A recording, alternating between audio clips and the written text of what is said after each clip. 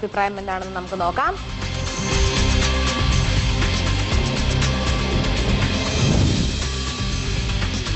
Hidden പാനലിന്റെ judging അവരെ എനിക്ക് തന്ന നിർദ്ദേശം അനുസരിച്ച് ഞാൻ പറയുകയാണ്. അതായത് നമ്മൾ ഇതിനു മുൻപ് വേറൊരു കണ്ടസ്റ്റന്റ് ആയ സലിമുക്ക ഇവിടെ ഒരു കൺഫെഷൻ റൗണ്ടിൽ പറഞ്ഞതും ഏകദേശം ഷബീർ പറഞ്ഞതുമായിട്ട് റീസൺസ് എല്ലാം നോക്കുമ്പോൾ സെയിം തന്നെയാണ്. ബസ് വാങ്ങിക്കാൻ മേടിച്ച പൈസ ബബിതേനെ അറിയിച്ചിട്ടില്ല. അതിന് അവർക്ക് കിട്ടിയ മാർക്ക് എന്ന് പറയുമ്പോൾ 35.5 ആയിരുന്നു. ആ റീസണും ഈ റീസണും വെച്ച് നോക്കുമ്പോൾ ഒരു ബസ് ഒരു സ്വർണ്ണമാല എന്നുള്ള രീതിയിലുള്ള വ്യത്യാസം മാത്രമേ അങ്ങനെ പ്രത്യേകിച്ച് തോന്നുള്ളൂ. ജനങ്ങൾക്ക് വേണ്ടി ഓക്കെ, അതൊരു വലിയൊരു കാര്യം തന്നെ. അതുകൊണ്ട് തന്നെയായിരിക്കും അതിന് ഒരു മാർക്ക് കൂടുതൽ കിട്ടിയതും സലിമിക്കയ്ക്ക്. അപ്പോൾ ഹിഡൻ പാനൽ പറയുന്നു 34 എന്നുള്ളത് 0.5 കൂട്ടി കൊടുക്കാമെന്ന് തന്നെയാണ് ഹിഡൻ പാനലിന്റെ അഭിപ്രായം. ഷിനു ഹാപ്പിയാണോ? Okay, thank you Shabeer and Shinu, thank you so much.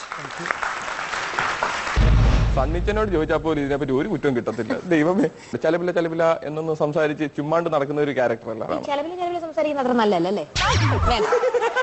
നമ്മുടെ പ്രിയപ്പെട്ട സാമിനെ വിളിക്കുന്നു. കുറ്റം പറയാനൊക്കെ അറിയാവോ? ജീവിതത്തിൽ ആദ്യമായിട്ട് അത് ഇന്നിവിടെ വെച്ചൊക്കെ തുടങ്ങിക്കോ. നമുക്ക് നോക്കിക്കളയാം. ആ ഉള്ളിലുള്ള മറ്റൊരു മുഖം, പുതിയ മുഖം ഇന്നിവിടെ വാർത്തെടുക്കാൻ പോവുകയാണ്. അപ്പൊ അതിനായിട്ട് ഞങ്ങൾ ഒരുക്കി വെച്ചിരിക്കുന്ന ആ വ്യക്തി തൊടുപുഴയിൽ നിന്ന് ആയാൽ കുഴപ്പമുണ്ടോ? തൊടുപുഴ കുഴപ്പമുണ്ടോ? അയ്യോ, മാറ്റാൻ നിവർത്തിയില്ല. റാണി സണ്ണിച്ചനോട് ചോദിച്ചാൽ പോലും ഇതിനെപ്പറ്റി ഒരു കുറ്റവും കിട്ടത്തില്ല. ദൈവമേ, ശരിക്കും ഒരു കടുങ്കട്ടി ജോലി തന്നെയാണ് ശരിക്കും ഇവിടെ കിട്ടിയിരിക്കുന്നത് അല്ലെ? കാരണം പുള്ളിക്കാരിയുടെ ഒരു രീതിയിൽ എവിടെയെങ്കിലും ഒതുങ്ങിയിരിക്കുക. ആകെ മൊത്തം എനിക്ക് തോന്നിയേക്കുന്ന മുഖം മാത്രം ഒന്ന് കയറ്റി പിടിക്കും, അത്രേ ഉള്ളൂ. ഒരു സന്തോഷമായിട്ട് ഇരിക്കുകയല്ലാന്ന് മാത്രമേ എനിക്ക് തോന്നിയിട്ടുള്ളൂ. അല്ലാണ്ട് റാണി എന്നുള്ളൊരു വ്യക്തിയെ പറ്റി ഈ ഇതിന്റെ അകത്തൊന്നും പുള്ളിക്കാരി അങ്ങനെ വരാറില്ല, ഒരിടത്തും ഒന്നും കാണാറില്ല പുള്ളിക്കാരിയെ. അപ്പൊ കുറച്ചൊരു ബുദ്ധിമുട്ടുള്ള ജോലി തന്നെയാണ് ഒരു കുറ്റം പറച്ചെന്ന് എനിക്ക് തോന്നുന്നു. എനിക്കറിയില്ല, ചിലപ്പോൾ സാം ഒരുപാട് കുറ്റങ്ങൾ കണ്ടുവച്ചിട്ടുണ്ടാവും, പറയാൻ പറ്റത്തില്ല. ആദ്യം പ്ലസ് ആവട്ടെ, പിന്നെ മൈനസ് ആവട്ടെ. റാണി എന്നുള്ളൊരു ജഡ്ജിനെ വിലയിരുത്തുമ്പോ റാണി ആരെയും വേദനിപ്പിക്കാത്ത, ഹർട്ട് ചെയ്യാത്തൊരു ജഡ്ജാണ്. അതൊരു നല്ല ക്വാളിറ്റിയാണ്. പിന്നീട് നോക്കുമ്പോൾ ഇവിടെ നടക്കുന്ന കുശുമ്പ് കുന്നായ്മ പരിപാടികളിലൊന്നും റാണിയെ കിട്ടത്തില്ല. റാണിയുടെ കാര്യം. പിന്നെ ഒരു നല്ല പേഴ്സണാലിറ്റി ഉണ്ട്. ചലപില എന്നൊന്ന് സംസാരിച്ച് ചുമ്മാണ്ട് നടക്കുന്ന ഒരു ക്യാരക്ടർ അല്ല, ഒരു പേഴ്സണാലിറ്റി മെയിൻറ്റെയിൻ ചെയ്യുന്ന ഒരു ക്യാരക്ടറാണ്.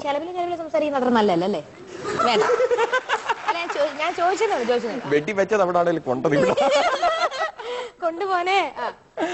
പിന്നെ റാണിയുടെ ഒരു നല്ല ഗുണമെന്ന് വെച്ച് കഴിഞ്ഞാൽ ഭയങ്കര കെയറിംഗ് ആണ്. ഇപ്പൊ ഇവിടെ കണ്ടസ്റ്റൻസിനെ ആണെങ്കിലും വീട്ടിലാണെങ്കിലും വീട്ടിലെ മറ്റേ ബ്രദറിന്റെ കാര്യമൊക്കെ ഫ്ലോർ ഷെയർ ചെയ്ത് അതൊക്കെ സണ്ണിച്ചാനെ കൂടുതലും അതിലേക്ക് പ്രോത്സാഹിപ്പിക്കാൻ ഒരു നല്ല മനസ്സുള്ള ഒരാളാണ്. പിന്നെ നമ്മളെയൊക്കെ ആണെങ്കിലും നല്ല കെയറിംഗ് ആണ്. പിന്നെ ഒരു പോസിറ്റീവും നെഗറ്റീവുമായിട്ടുള്ള ഒരു കമന്റ് എന്ന് വെച്ച് കഴിഞ്ഞാൽ, ഇവിടെ ഇരുന്ന് മാർക്ക് ഇടുമ്പോൾ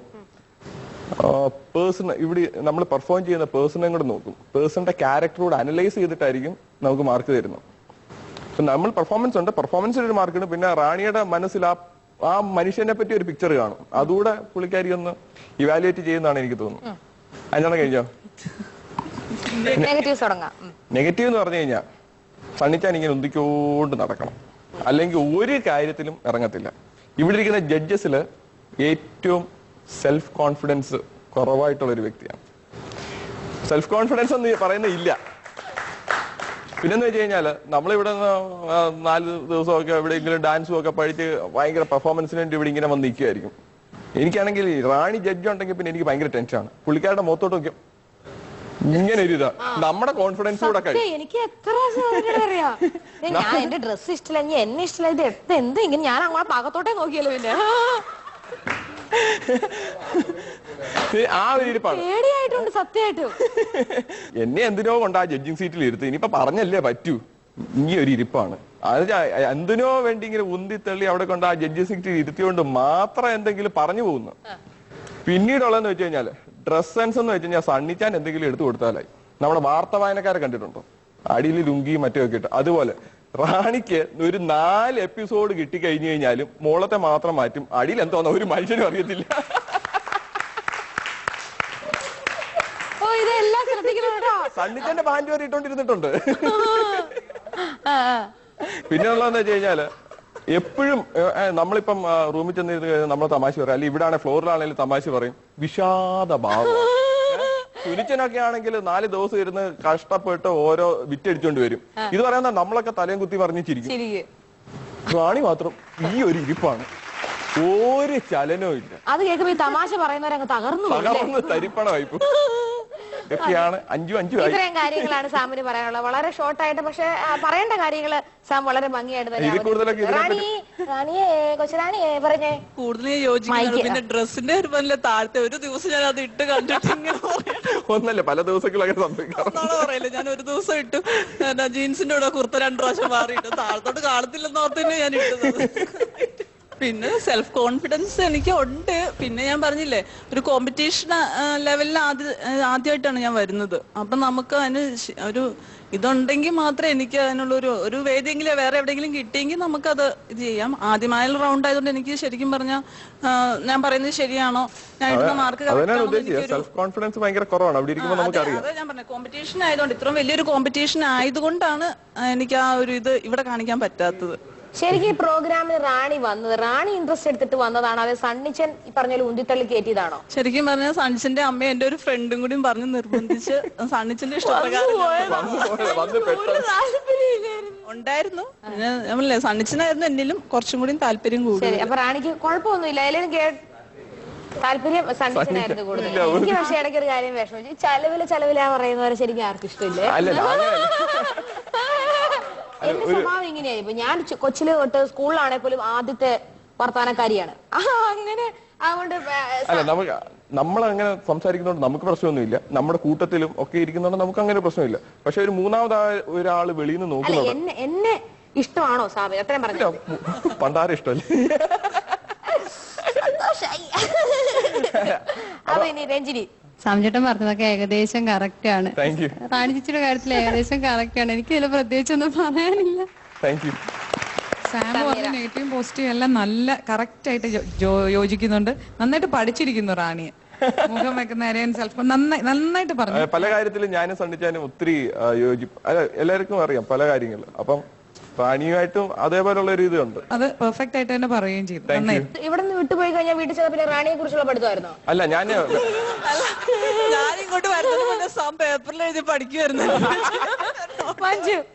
ഇപ്പം റാണി കൊറേ മാറിയിട്ടുണ്ട്. കാരണം പണ്ട് ജഡ്ജ്മെന്റിന്റെ ഇത് കാണുമ്പോ തന്നെ റാണി പറയും, ഷോ ഞാൻ എന്ത് പറയാൻ അവിടെ പോയിന്ന്, മഞ്ജു ഒക്കെ നന്നായിട്ട് പറയും, എനിക്ക് ഒന്നും പറയാനില്ല അവിടെ പോയിരുന്നെന്ന് പറയും. പക്ഷെ ഇപ്പൊ റാണി അങ്ങനെ പറയണ ഞാൻ ഇതുവരെ കേട്ടിട്ടില്ല. ഒരു ദിവസം പറയട്ടെ,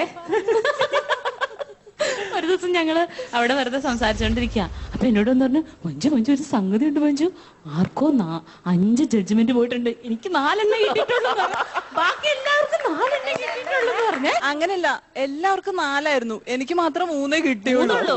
ചിലർക്ക് 5 പോയിട്ടുണ്ടെന്ന് പറഞ്ഞു. അപ്പൊ ഞാൻ എന്നൊന്ന് നോക്കട്ടെ അത് ആരാന്നാവോ പാവം ഇട്ടാന്ന് പറഞ്ഞു ഞാൻ നോക്കിയപ്പം 5 എണ്ണം ഉള്ളത് എനിക്കാണ്. എന്നോട് തന്നെ വന്നു പറഞ്ഞു, റാണി അതുപോലെ ശ്രദ്ധിച്ചിട്ടില്ല, അത്ര പേടിയായിരുന്നു ജഡ്ജ്മെന്റിനെ പറ്റി. പക്ഷെ ഇപ്പൊ അതൊന്നും അല്ല കേട്ടോ റാണി. ബാബിത പറഞ്ഞ പോലെ സാംചേട്ടൻ നന്നായിട്ട് പറഞ്ഞു. ശരിക്ക് റാഞ്ചേച്ചി പഠിച്ചു വെച്ചേക്കണേണ്. പിന്നെ റാഞ്ചേച്ചിക്ക് എപ്പോഴും ഒരു വിഷാദഭാവമാണ്. നല്ല ഹസ്ബൻഡ് ഉണ്ട്, മക്കളുണ്ട്, ഇപ്പൊ സാമ്പത്തികമായിട്ടും അവർക്ക് ഭദ്രതയാണ്, എല്ലാം ഉണ്ടെങ്കിലും ജന്മനെ ഉള്ളതെന്ന് തോന്നുന്നു. അത് നമ്മളിപ്പോ റെഡിയാക്കി കൊടുക്കാൻ പോകും. വിഷാദഭാവം നമുക്ക് സഹിക്കാം, പക്ഷെ ഒരുമാതിരിയുള്ള ഒരു ഭാവം ഉണ്ടല്ലോ, പേടിച്ചിരിക്കുന്ന റാണി. ഞാൻ ഇനി വന്ന് നിൽക്കുമ്പോഴെങ്കിലും ഞാൻ പലപ്പോഴും പറയണമെന്ന് ഓർത്തേക്കുന്ന, റാണിക്ക് ഒരു കുറ്റങ്ങളും ഇല്ല, നല്ലൊരു സ്ത്രീയാണ്, നല്ല മനുഷ്യത്വമുള്ളതാണ്. ഇനി കുറച്ചൊന്ന് പ്ലസന്റ് ആയിട്ടിരുന്നാൽ ഈ തരത്തിലുള്ള തെറ്റിദ്ധാരണ നമുക്ക് ഒഴിവാക്കാം. ഇനി ചുമ്മാ ഒന്ന് ചിരിച്ചു എന്നെ കാണുമ്പോ വെറുതെ ഒരു ചിരി. നമ്മുടെ ഷോപ്പിൽ നിൽക്കുമ്പോഴേ കസ്റ്റമർ വരുമ്പോൾ ഡീൽ ചെയ്യാനും റാണി ഉണ്ടോ എന്ന് തിരക്കിയിട്ട് വരുള്ളൂ. കാരണം ആ ഡീൽ ചെയ്യാനും ഒക്കെ വളരെ അല്ല. എനിക്ക് തോന്നി എന്താ ഷോയിൽ വരുമ്പോൾ പുള്ളിക്ക് കുറച്ചും പോറില്ല, അങ്ങനെ ഒരു സഭ കമ്പം കൊണ്ടുള്ള ഒരു വേണ്ടാട്ടോ. ഇനി ആ ഒരു ചിരി, എന്ത് രസമുണ്ട് ചിരിക്കുന്നത് കാണാൻ, ആ ചിരി എനിക്ക് വേണം. ആ ചിരിയാ നമ്മളെ വീഴ്ത്തിയത്. റാണി ഞാൻ പണ്ട് പോലെ എനിക്കറിയാം, റാണി ഓടി നടന്ന് ചിരിക്കുമായിരുന്നു. സണ്ണി എന്ന് കിട്ടിയ അന്ന് നമുക്ക് വിഷാദം. നമുക്കന്നെ ഇനി ശരിക്കുള്ള മാർക്ക് അറിയാം. Ranjini 9 marks. Sameera 9 marks. 9 marks. 9 marks. അപ്പൊ ടോട്ടൽ മാർക്സ് എന്ന് പറയുന്നത് 36. ഈ വിജി ഹാപ്പിയാണോ? ഞാൻ ഹാപ്പിയാണ്. ഞാൻ ഭയങ്കര ഹാപ്പിയാണ്.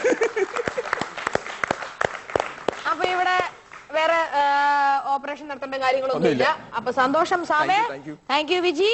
Thank you Rani. Malabar gold and diamonds വെറുതെ അല്ല ഭാര്യ സീസൺ 2 പവർഡ് ബൈ ന്യൂട്രലയുടെ അങ്ങനെ ഒരു രസകരമായ എപ്പിസോഡ് അല്ലായിരുന്നു ഇത്. അങ്ങനെ ഒരു നല്ലൊരു എപ്പിസോഡ് ഇവിടെ തീരുകയാണ്. വിഷമിക്കേണ്ട, നാളെ നമുക്ക് വീണ്ടും മലബാർ ഗോൾഡ് ആൻഡ് ഡയമണ്ട്സ് വെറുതെ അല്ല ഭാര്യയിലൂടെ കാണാം. അതുവരേക്കും കുറച്ചു നേരം കൂടെ ഒന്ന് കാത്തിരുന്നോളൂ. 24 മണിക്കൂറിന് ശേഷം ഞങ്ങൾ എത്തുന്നതായിരിക്കും. Tata bye. ജീവിതത്തിലൊരു രസമില്ലാത്തൊരു ജീവിതം അങ്ങനെയാണ് ഞങ്ങൾ കടന്നു പോകുക കല്യാണം കഴിഞ്ഞിട്ട്. അതിനുശേഷം ഇവരെല്ലാം അങ്ങ് അകന്നു പോകുമായിരുന്നു. ഈ പരിപാടി വന്നിട്ട് പോലും എൻ്റെ പ്രോഗ്രാം കണ്ടിട്ടൊന്നും നല്ലൊരു കമന്റ് പോലും പറഞ്ഞിട്ടില്ല.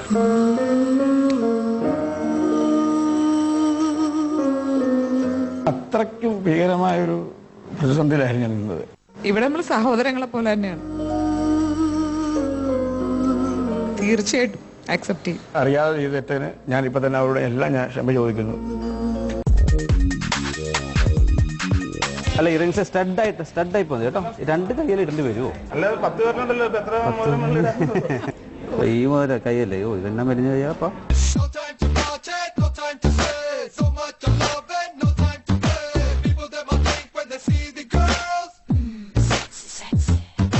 ധന്യ ഒരു തനി നാടൻ പാലക്കാട്ടുകാരി സുന്ദരിയാണ്. ബോബി മാത്രമേ കൈയടിച്ചോളൂ, എല്ലാവരും കൈയടിക്കും.